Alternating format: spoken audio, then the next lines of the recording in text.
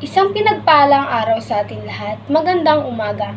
Ang ngalan ko nga pala ay si Joaliza Longasa na andito upang ibahagi ang isang talumpati tungkol sa puno ng pagsubok ang hirap bago makamtam ang kanyang pangarap. Sa bawat hirap at pagsubok na dala-dala ko, hindi ko inaakalang makakasuot ako ng puting uniforme. Ngunit, paano ko nga ba nalampasan ang lahat ng hirap na ito? Sa hirap ng aking buhay, dumagdag pa ang mabibigat na pagsubok na dala-dala ko tuwing pumapasok ako sa kolehiyo.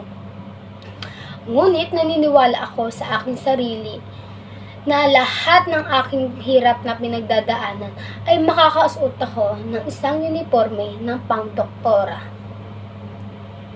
Sabi nga sa isang doktor, magsipag ka lamang at magsumikap, iyon ay lahat makakamtan. Kung iisipin natin, tuwing pumapasok ako noon sa kolehiyo, may mga nakakasabay akong may mga magagarang suot at may mga kotse na dala-dala. Samantalang ako, hindi ko alam kung saan nakukuha ng panggastos ko sa kolehiyo at panggastos ko sa araw-araw upang maabot lamang ang aking pangarap na gusto. Mula sa aking kabataan, iniisip ko kung paano ako makakasuot ng puting uniforme.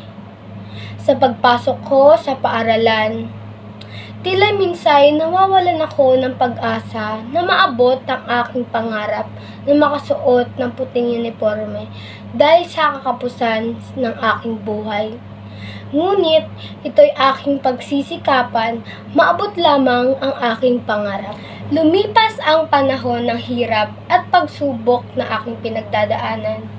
Pinagtibayan ko palalo upang ang aking pangarap ay makamtan.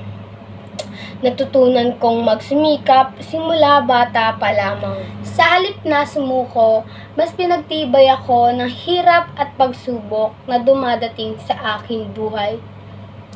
At lumipas ang matagal na panahon, dumating na ang araw na aking hinihintay simula ako'y bata pa lamang, ang araw ng aking pagtatapos.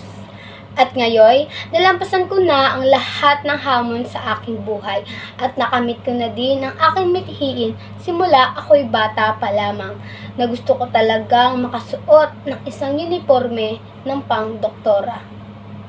At iyon ay nakamit ko lahat sa pamamagitan ng pagsusumikap. Naway ako ay isang maging silbing inspirasyon sa inyong lahat na hindi tayo dapat sumuko dahil lamang sa mabibigat na pagsubok na dumarating sa atin. Basta tayo lamang ay magsipag at magsumikap, iyon ay ating makakamtan. Muli, ako nga po pala si Joaliza Longasa at dito na po nagtatapos ang aking talumpati.